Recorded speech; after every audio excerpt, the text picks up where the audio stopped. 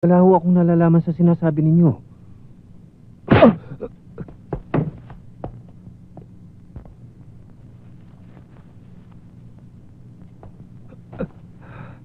Upo! Hindi mo kilala si Jeronimo Hidalgo? Paalala ko sa'yo. Dati siyang PC. Na-destino sa Mindanao. Nagawol. Na-discharge. Napunta sa'yo nung revolusyon sa EDSA. Kinuha mo ang close in security nung panahon ng eleksyon.